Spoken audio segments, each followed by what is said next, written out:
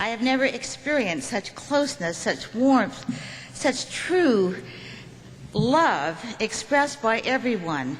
And what beautiful diversity. I can't tell you what an honor it is to be here. I feel a little guilty because you're all so talented, you're all so organized, this whole conference is so perfect. I feel as if I ought to be off in some little tiny town sitting down and saying, now what is a local spiritual assembly and how do you organize a conference? But it's like being on vacation to be here because I stand in awe of everything that you have done, and to also be here when you have invited Mrs. Sears. Years from now, we'll look back and remember that we were able to be that close to a hand of the cause of God and to the wife of a hand of the cause of God. So there's everything about this conference, and needless to say, the National Spiritual Assembly sends its deepest and dearest love.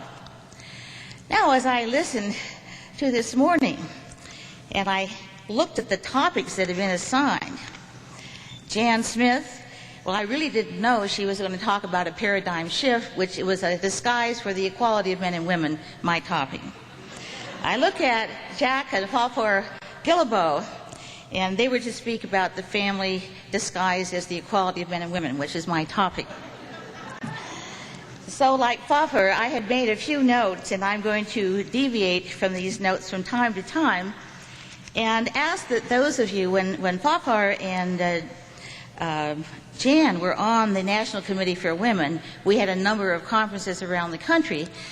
And if I repeat a few of those stories, you have to forgive me because they used up all the dirt, as my little son used to say about his sister. Lorna used up all the dirt when she was digging in the garden.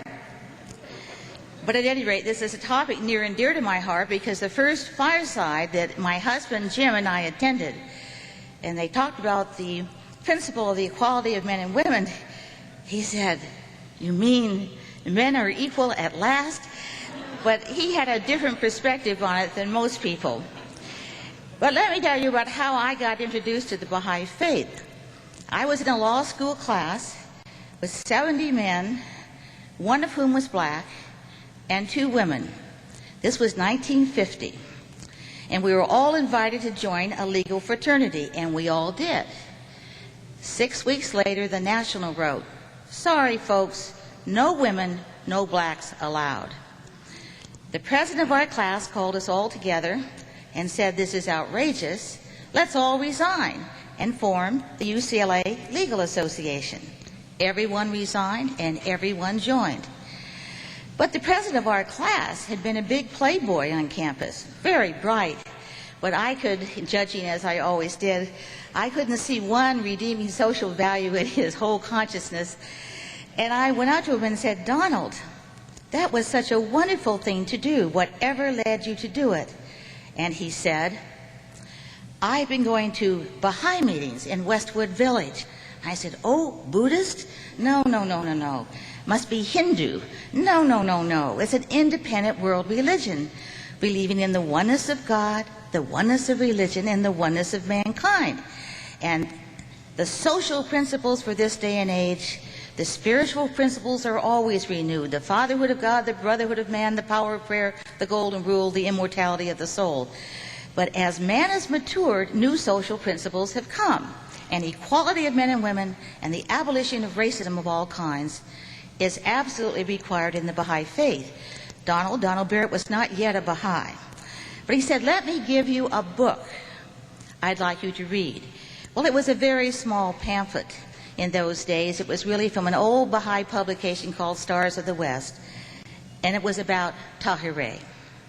So that was one of the first things I read about the Baha'i faith. And of course, I wasn't an ardent feminist, as Falfor said she was not either. I wasn't, it's them or us. But I really felt that the time for women to take a greater part in society had come. Well, as you know, Tahirih was one of the first 18 to recognize the Bab, and she was the only woman. And as I read about the conditions in Iran, or then as it was called Persia, where women were treated with great injustice. Polygamy was widespread. Woman, as she is now today in Iran, clothed from head to toe. Her social status was hardly above that of the animal. And there was the widespread belief that women indeed did not possess a soul. So as I read about her, and read about her early life, where she used to hide behind a curtain when her father, a great theologian and a great expert on the Quran, would have these men come, and of course, a Muslim woman was not permitted to be seen with a man who was not a member of her family. She would hide behind the curtain. But she was so bright and so capable and read for herself. And one day her father posed a question to these very learned men, and she blurted out the answer from behind the curtain. And they paused, and they were so amazed. A woman knows that? Well, they decided that because she had studied so hard and was so bright, she could continue to participate in their conversations, but always behind the curtain, of course. But the most important to me as an American woman was the Conference of Badasht, where the lovely picture of her at that conference is shown by one of the artists at your wonderful bazaar. And for those of you who don't know about the Conference of Badasht or who are not Baha'is, this was during the time of the Bab, who was the messenger who foretold the coming of Baha'u'llah. And it took place at the end of June and the beginning of July in 1848. And it was at that conference that hundreds of people were gathered, and they were all devoted to the teachings of the Bab. But many of them did not understand that the Babi religion was a new religion and a definite break from the past. As Jan would say, a paradigm shift from the past. Talleyrand decided that this was the time she'd make her move, in very bad parlance. She walked right in front of the men, pulled off her veil, and these Babis were so shocked, and our kids in Sunday school love to put on this drama, that one man actually slit his throat with his own hands, and others ran away and left the Babi faith. Her purpose was to announce the end of an old age and the beginning of the age of equality of men and women. She proclaimed this principle with her tragic martyrdom, where she, dressed in white, as you'll see in the picture out there, handed the executioners her scarf. They tied it around her neck, and her last words were, "You can kill me as soon as you wish, but you cannot stop the emancipation of women." Now, what I didn't know in America, and I didn't learn later until I was a Baha'i, that her fame spread to this country just at that time. There was a Catholic publication which suggested that the contemporary women's liberation movement could logically be called the Tahirist movement. And those of you who have studied the history of the suffragist movement in the United States know that it was in July of 1848 in a small chapel at Seneca Falls that Elizabeth Cady Stanton proclaimed that women must take the lead in promoting the principle of the equality of men and women, and she wrote, which is now housed in the archives of Congress, the Seneca Falls Declaration of Rights and Sentiments, which said in part, "We hold these truths to be self-evident, that all men and women are created equal." And at that time, they were calling for women's right to vote. Well, next year in Beijing, in China, there is to be a United Nations conference on the principle of the equality of men and women. And this takes me back, way back, to 1975, for the first United Nations Conference on Women, which was held in Mexico City. And Shireen Foster of the South Pacific and I were selected by the House of Justice to represent the Baha'i faith. And Dr. Elsie Austin led a women's delegation of 10 to what was called the Women's Forum. Well, I was to give a talk representing the views of the women of the West, and Mrs. Sadat, the wife of the then president of Egypt, was to give a talk representing the views of the women of the East. Kindly enough, Mrs. Sadat invited me to Cairo to meet with her to discuss what we were going to talk about. In my brief side trip on the way, which I will just condense down, I woke up the morning of my visit with Mrs. Sadat. I had visited the Cairo Museum. I had visited all the points of interest, except I hadn't been to the pyramids. And this was May, so I thought to myself, I must go visit the pyramids because Mrs. Sadat's going to ask me about them. I ran downstairs in a cotton dress and said to the doorman, I wish to go to the pyramids. And he said, now? You know, it's very hot outside. I said, I must go. 20-minute ride out to the pyramids with a speechless cab driver. And I got out there and I was the only one there, and I said to the cab driver, will you wait for me? No answer. And then I heard this wonderful British accent. Madam, if you will pay the driver £2, he will wait for you. Well, I looked in my purse. I had £6, and that was there was about $3 to the pound, and I took out the £2. The Arab opened the door, and before I knew it, he had lifted me on top of a camel.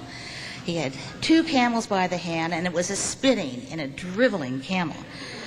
I kept saying, no, no, thank you. And my husband always said, you know, equality of men and women, if you're going to travel in the world, you've got to learn how to take care of yourself. So he whacked the camel on the knees, and the camel stood up. And just at that moment, 6 Arabian horses came galloping across the sand dunes, and the camels began to pick up speed. Finally, I yelled out, Madam Sadat. And that got his attention, and he pulled up the reins and said, are you important, lady? I said, no, but I have an appointment with Mrs. Sadat at 6 o'clock, and this hurts. And he said, what's the matter? I said, it's a horsehair saddle, and I have on a cotton dress. I will fix you up, madam. Unwound his turban, stuck it around my legs, and an hour later, with my eye on the cab driver, we get back almost there. He said, you may pay me now, madam. I said, how much do I owe you? He said, £2 will be all right. Well, I handed him the £2 on the promise I was going to get down, but the way he grabbed it, I knew it was too much. We got back to the cab. He whacked the camel on the knees, stood down. I climbed into the cab, shaking, perspiring. At this point, the cab driver says in perfect English, how much you pay him, lady? I said, it's all right. To the Cairo Sheraton, please. How much you pay him, lady? I said, £2. And he goes, illegal, because there was a reward for turning in people who ripped off tourists, and he turned the cab around and started off over the sand dunes to catch the man on the 2 camels. Happily, the camel driver saw him coming. We went back, but I ran in, got dressed. I won't tell you how I got my hair done with 10 pounds of shampoo in my head, but I finally got down to the palace, went through all the security guards. My legs were shaking. And I walked in to see the beautiful Mrs. Sadat. But she met me at the door with her translator and assistant, although she speaks perfect English. It was really her assistant. And she said, I was then dean of the law school then. She said, Dean Nelson, before we talk, she said, I believe in equality, but we will never believe in the feminist movement in your country. You know, the bra burning and those kinds of things. And I said, oh, Mrs. Sadat, as you know, I'm a Baha'i. And I spoke about the birds. The 2 wings of the bird, we believe that one is male and the other is female. Unless they're both strong, the bird cannot fly heavenwards. But you cannot take the right wing and put it in the left socket. That we as Baha'is believe that women have special capacities and functions, although they have equal status with men. And this is something that we as Baha'is have to learn to understand as we read the Kitab-i-Aqdas and we read certain laws in the faith. The ardent American feminist might take some issue with them. But we went on to talk about, and we said we believe that the central unit of society is the family. and that the position of motherhood is very high and very great. And with those words, she took me into her little sitting room, and we began talking about education. And she said, I know you are a Baha'i, and you've said that you believe that women should be educated just as much as men. And I want you to know I have given money to schools that will let young women stay in school as long as young men. Because the custom in Egypt, and indeed in Iran, and indeed in much of the East, is to take young girls who are 8 or 9 out of school to prepare them for marriage. But she said, I worry about educating everybody. Look at your country. You have compulsory education, but the highest rate of crime, juvenile delinquency, breakup of marriages, drug addiction, alcohol included.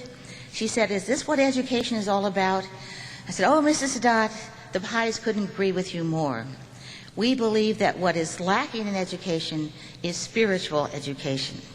That we believe our purpose in life is to know and to love God and to carry forward an ever-advancing civilization. And we're very great on the knowing side. In fact, I remember law students, as a dean, before exams, going down the hall, holding their heads very straight, for fear if they turned it to the right or turned it to the left, all that knowledge would spill out, and they wouldn't get an A on the exam and be called educated. When someone would ask me about who was the most outstanding student, I was interested in what they knew. But I was far more interested in their ability to use their knowing and their loving qualities in service to the world of humanity. That is what true education is all about.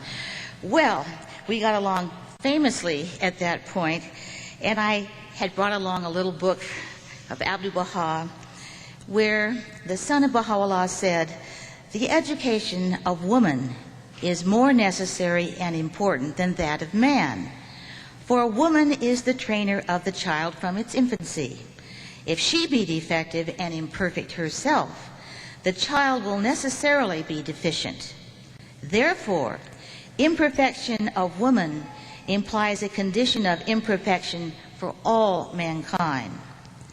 If the educator be incompetent, the educated will be correspondingly lacking. This is evident and incontrovertible. Could the student be brilliant and accomplished if the teacher is illiterate and ignorant?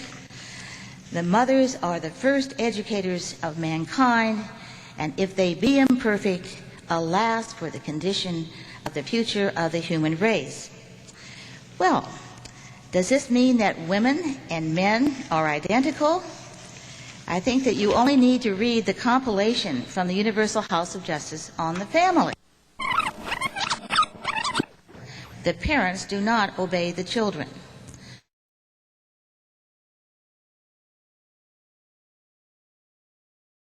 The parents do not obey the children. The mother, not the father, bears the children, nurses them in babyhood, and is thus their first educator. Hence, daughters have a prior right to education over sons. And as the guardian secretary has written on his behalf, the task of bringing up a Baha'i child, as emphasized time and again in the Baha'i writings, is the chief responsibility of the mother. Does that mean the father has no responsibility? Absolutely not. Does that mean if the mother is not present that the father doesn't have the responsibility? Absolutely not. Does that mean that the father and mother cannot agree upon the sharing of the responsibility? Absolutely not. But if you want to know who has the prime responsibility to seeing that this is done, it's the mother, whose unique privilege is indeed to create in her home such conditions as would be conducive to both his material and spiritual welfare and advancement. The training which the child first receives through his mother constitutes the strongest foundation for his future development. A corollary of this responsibility of the mother is her right to be supported by her husband. A husband has no explicit right to be supported by his wife. This principle of the husband's responsibility to provide for and protect the family can be seen applied also in the laws of intestacy in the Aqdas. And many people studying the Kitab-i Aqdas don't understand these laws. These laws are for intestacy. That is, if you leave no will, this is what will happen. But you may leave any kind of will that you wish. Well, as we continued our conversation, I also quoted from Abdu'l-Baha, who said, "Until women enter the world of law and politics, that true peace will not be attained." And I've told this story so many times, but it's the best story that I can think of for the power of that statement, because Mrs. Sadat was very powerful in her wishes when her husband was concerned. She told the story of after the 1973 war, which the Egyptians won. She got this letter from a Jewish mother in Jerusalem who said, "Dear Mrs. Sadat, my only son was captured in this war. My husband is dead. I have no family. Would you find my son and return him home to me?" Well, against the advice of her husband's ministers, Mrs. Sadat not only found that son and returned him home to his mother in Jerusalem, but she published an open letter in the Jerusalem Post which said, "As one mother to another, I return your son to you. Until we, the women of the world, refuse to give up our sons and daughters to war, we will have no peace." It was a few months later, we had a National Spiritual Assembly meeting in Chicago, and we knew that the Sadats were going to make their historic journey to David Ben Gurion Airport. So we stopped our meeting and turned on the television. And there was President Sadat getting out of the plane with presents for Golda Meir's grandchildren. And I could see Mrs. Sadat right behind him, ever gently pushing him out that door, saying, "Let us forget the past. We are all members of one human family." And they went down those steps. And that day they drove through the streets of Jerusalem. And as they drove by, all the mothers held up their babies as they drove by. And they said that President Sadat could have been elected president of Israel on that day. So great was the desire for peace. And although it's taken a long time around it, it shows the power and the influence of the mother refusing to give up sons and daughters to war, which will ultimately bring it about world peace. As Abdu'l-Baha said, "The world in the past has been ruled by force, and man has dominated over woman by reason of his more forceful and aggressive qualities, both of body and mind. But the scales are already shifting." There's that paradigm shift. Force is losing its weight, and mental alertness, intuition, and spiritual qualities of love and service in which woman is strong are gaining ascendancy. Does this mean that man doesn't have those qualities? No.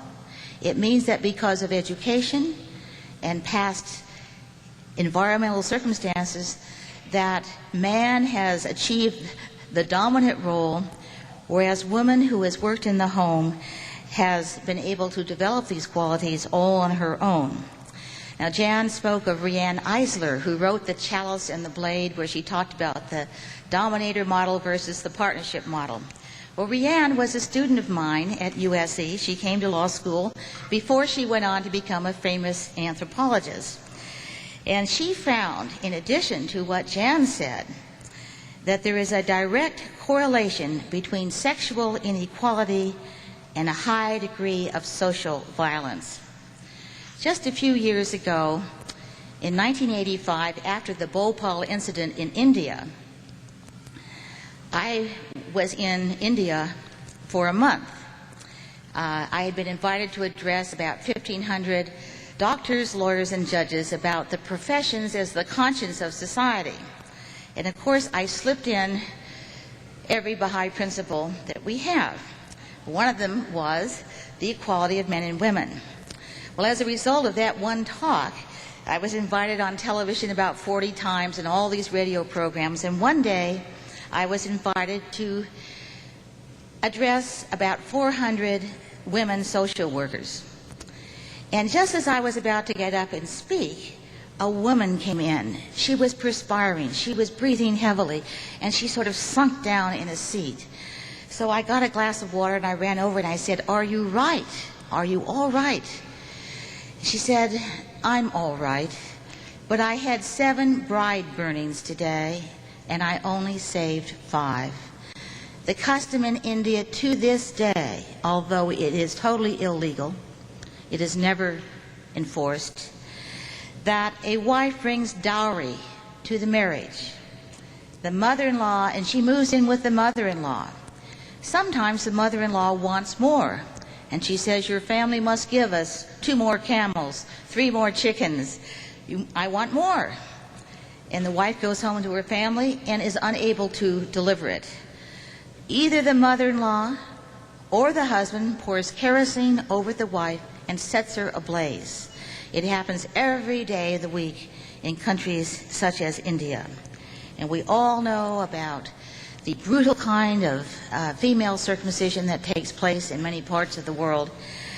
If we think that these principles don't apply, we simply don't understand what the world is all about. And so, as Baha'i women and men go to Beijing to talk to all the women and men who are there, this whole principle of equality takes on, indeed, added importance. Rianne, again, talks about the present, not necessarily in your community, patriarchal, authoritarian, male-dominated society as the dominator model, as the norm in today's life. And with this system, there are numerous cases of crimes against women, and you all know what they are. You all know about every 18 seconds some woman is brutalized in the home, etc., etc. And I'm not going to go through all of this, but yet women perform 2/3 of the world's work, own perhaps 1/100th of the world's land, and are overlooked in all areas in the world. But one of the things that Rianne talks about in the partnership model and the dominator model is the hottest topic in the legal system today. It's called alternative dispute resolution, finding new ways to resolve conflict. The adversary model, which I grew up in, is you go into court and you get a lawyer who goes in to win for you. And the other side gets a lawyer to go in and win for you, and they clash. And do you think the spark of truth comes out of that clash? No, sirree. You go in to win. It is called the win-lose model that we talked about. Well, the model that is sweeping the country is, instead of doing that, is to first go to mediation. In my own court now, in all cases, $150,000 or less, you must go first to mandatory mediation. And what do? You sit around the room, and you all know the Baha'i song, consultation means finding out what everybody is thinking about. You listen to them, they listen to you, and you all do what most of you want to do. This is the Baha'i mode of consultation in a slightly different form.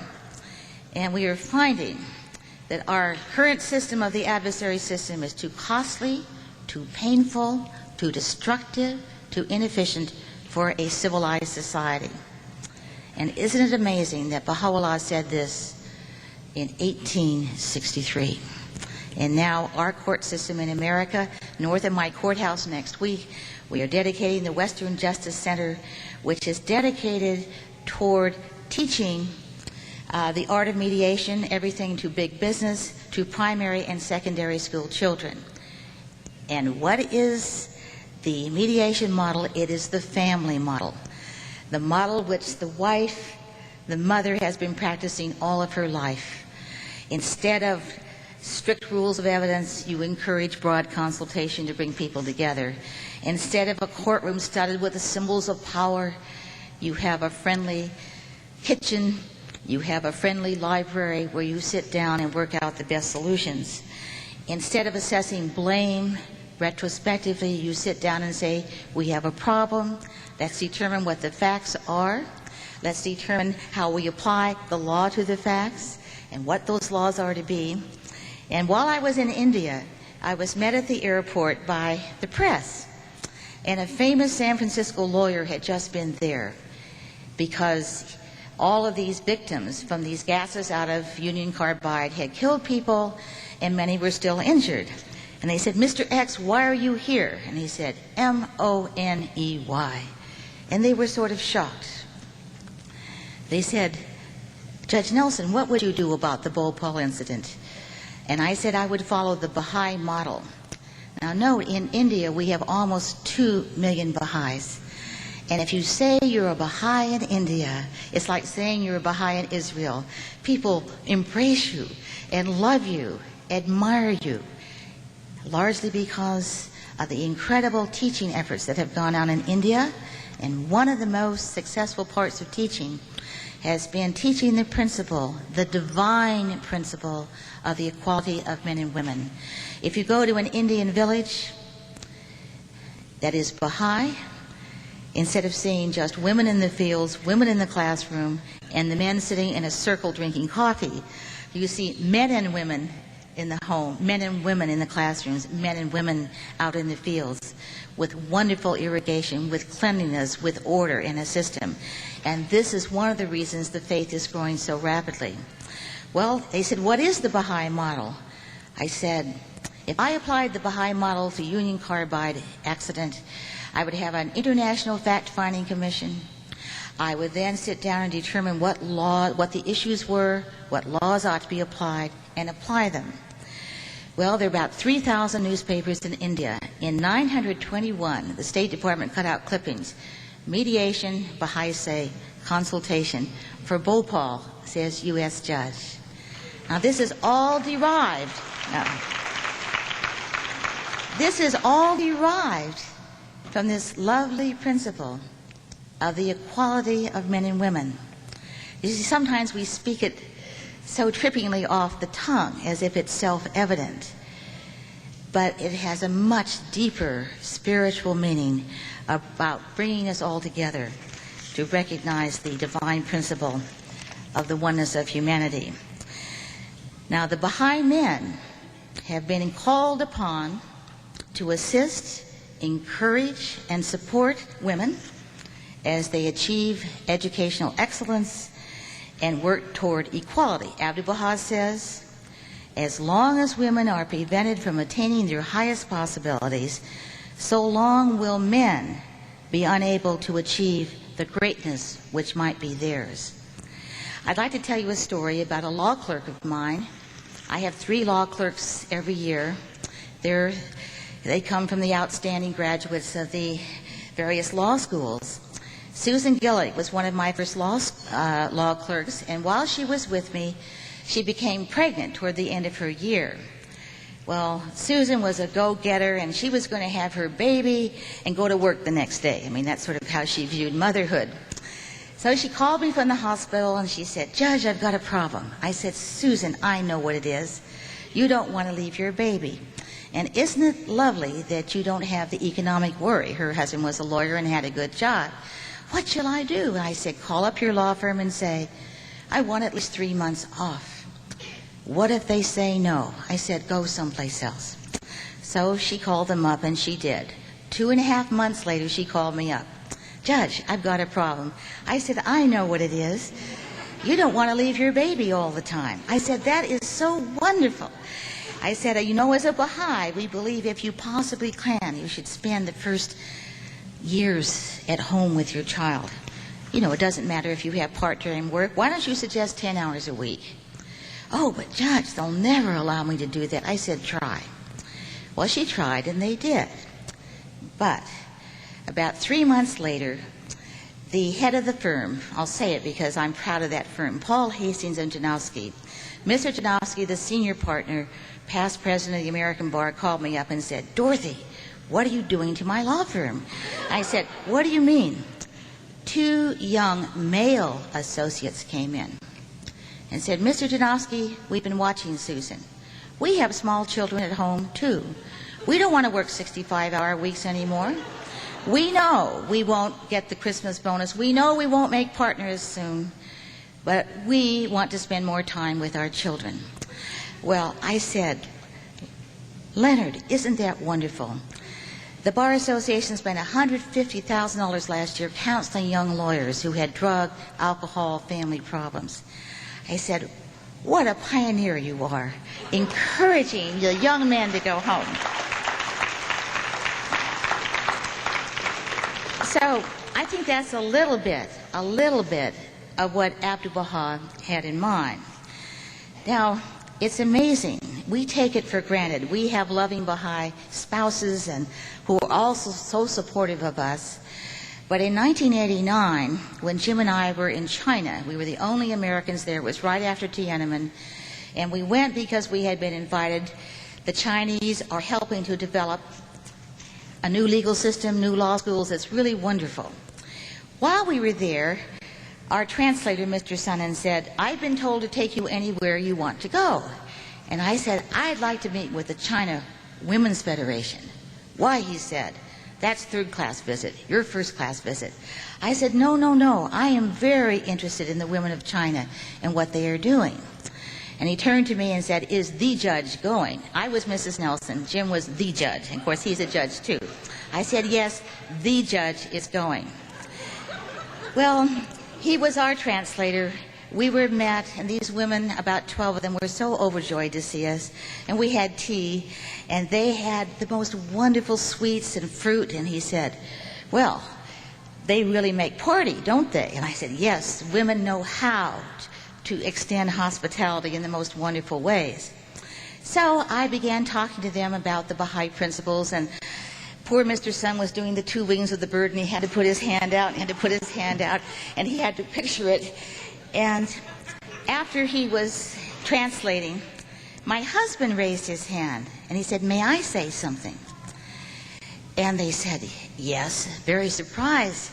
And Jim said, you know, it's very, very important that men recognize this principle too. We must do everything to get the men of China to understand how they must help to educate the women, how they must let their women achieve high policy-making positions. Well, there was a pause, and then the women began to clap. And the Chinese are usually very reserved if they don't know you very well. They came and patted him on the back. One woman ran out of the room and brought back a big box, several lacquered boxes. And as we left, they were patting him, and Mr. Sun, our translator, said, now I know what you mean about equality of men and women. Well, basically, he was jealous of the attention that Jim was getting by all these ladies. But it's something that we, as partners, must understand. But Abdu'l-Baha also said, it is likewise true that woman must prove her capacity and aptitude, must show forth the evidences of equality.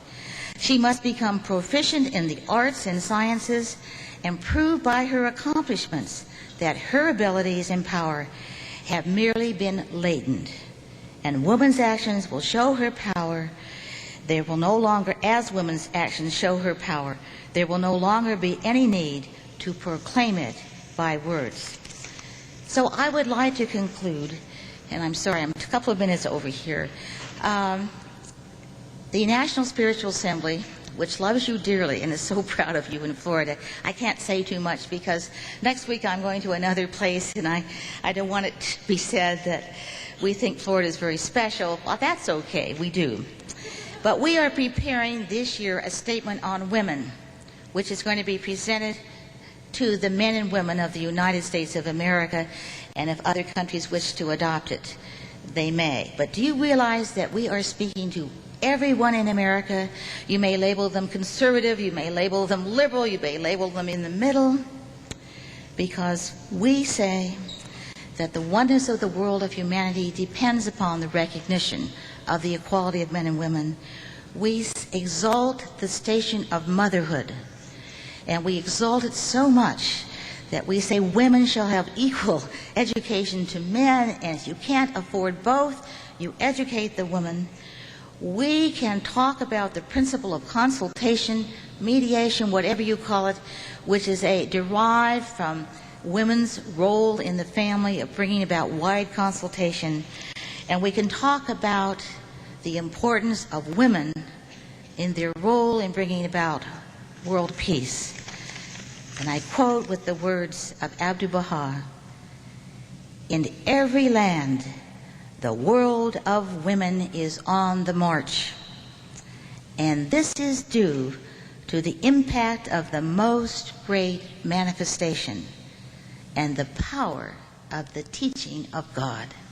I love our friends.